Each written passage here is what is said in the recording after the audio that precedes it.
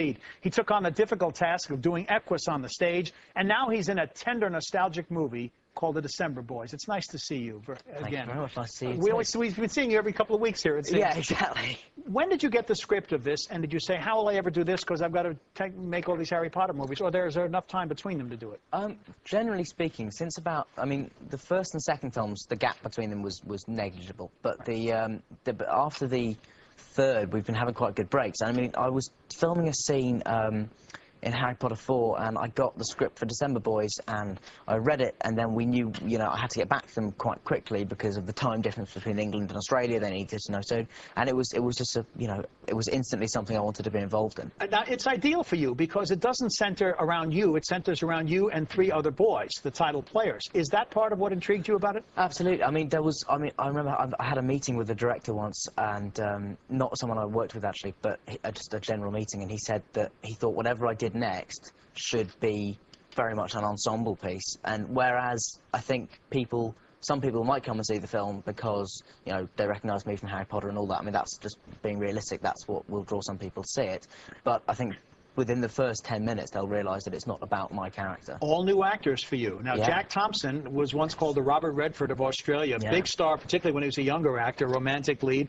Do you look up the history of some of these actors before you go to work with them, or would that destroy the task at hand? No, not at all. I mean, Jack's sort of royalty in Australia, so you can't help but you hear a lot about him. And he's a great guy, and you talk to him about all the people he's known, and you know he knew Hunter S. Thompson and all these and Bob Dylan and all these amazing guys, and he was also, I believe, I don't know the exact things, but apparently he was in his youth the first sort of male full-frontal centerfold for a magazine in Australia, apparently. Okay, because I think Burt Reynolds holds that honor. Oh, right, yeah, here, well, right? yes. We don't talk about where the staple was. Now, if I'm correct, your parents worked as actors.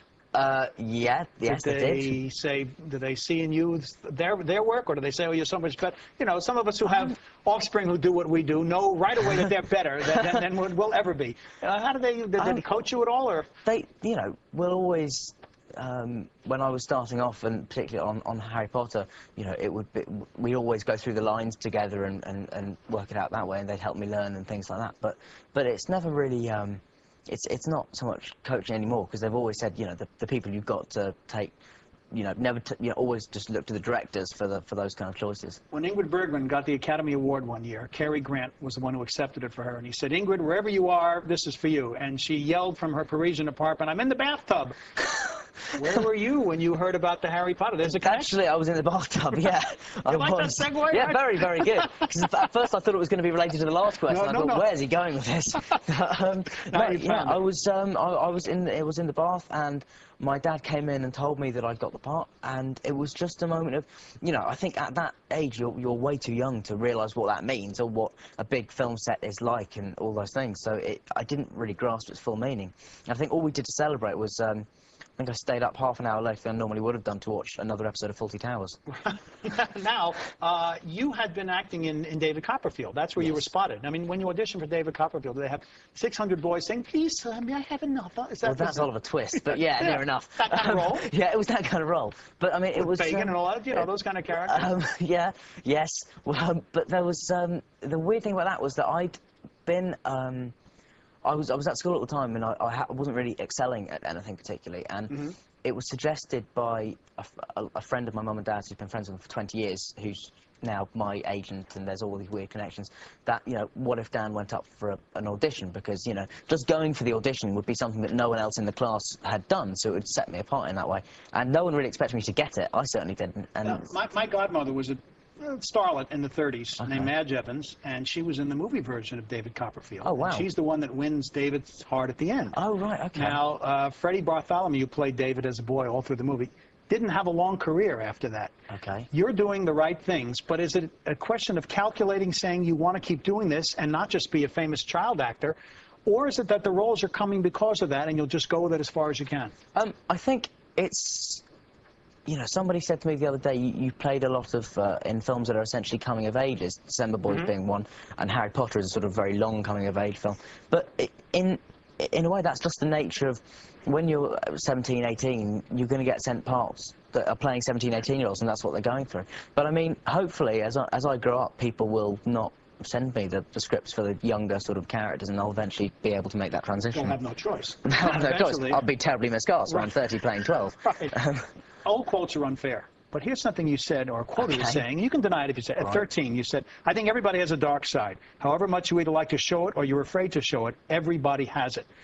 Let's assume for a minute that you did say that. Yeah, I know. Is it because of the role you were playing and the sinister nature of the Harry Potter movies, or is it just that was your attitude in life? I think it's just true. I think everyone does have, you know, I mean, and it's summed up beautifully in Harry Potter 5 when Sirius says there's light and dark in everyone, and what matters is the part we choose to act on. What's the different challenge when you have a new director for a new Harry Potter movie?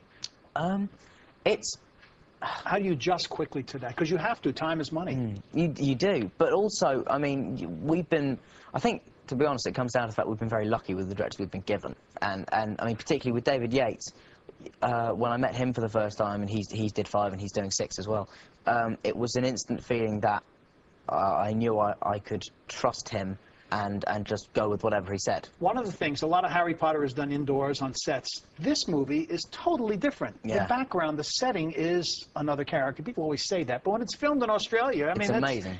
I mean, that's even if the film were lousy, it's a nice travelogue. Yeah, but exactly. It's not lousy. It's a beautiful, nostalgic film.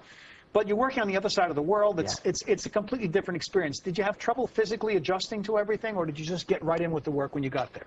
Oh, well, my attitude is always just you have to get right into it, and you know, I mean.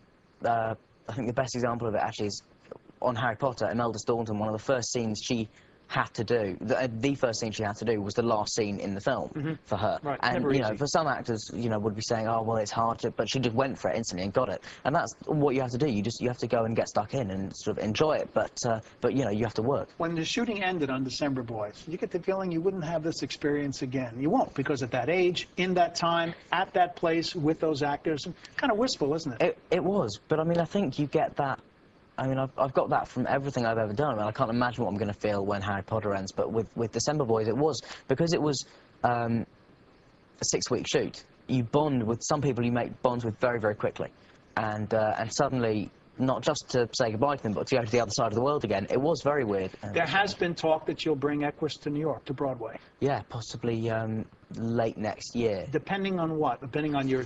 You're doing My Boy Jack, you're doing other projects yeah, I mean, well? My Boy Jack's we've just finished that. But yeah, I mean, it's just depending on, in terms of shooting Harry Potter 6, when it will come. Right. Will they taper that to the Harry Potter schedule? Will they say in between? Warner Brothers have actually been great. I mean, there was a lot of, when I first did Equus, there was a lot of stuff stirred up in the media about Warner Brothers not being supportive, but they've been nothing but supportive.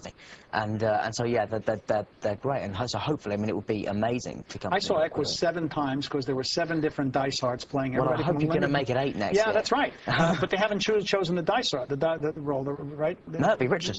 Richard Griffiths. Oh, good. Yeah, okay, yeah, Richard definitely. Griffiths, the whole cast coming over here, or as many as the unions will allow, yeah, right? exactly. But yeah. I saw Richard Burton in it, who didn't know his lines. I saw Tony Perkins and all. When you bring it over here, it's got to be a lot easier when it's the familiar faces around. It's a very demanding part that you're playing. Yeah, it is. But I mean, that's what's great about having Richard, is that he's Richard Griffiths, yeah, absolutely. From Harry Potter. From Harry Potter, indeed. That's where we first met. But it's great working with Richard because because he has been doing it for so long. There's no one you feel safer with on stage really, because you know that if anything did go wrong, he'd be able to just breeze through it very, very easily. This is Daniel Radcliffe. The sky's the limit for this young actor. He, of course, is an international star with Harry Potter, but he can do a lot of other things, too. And his current movie, December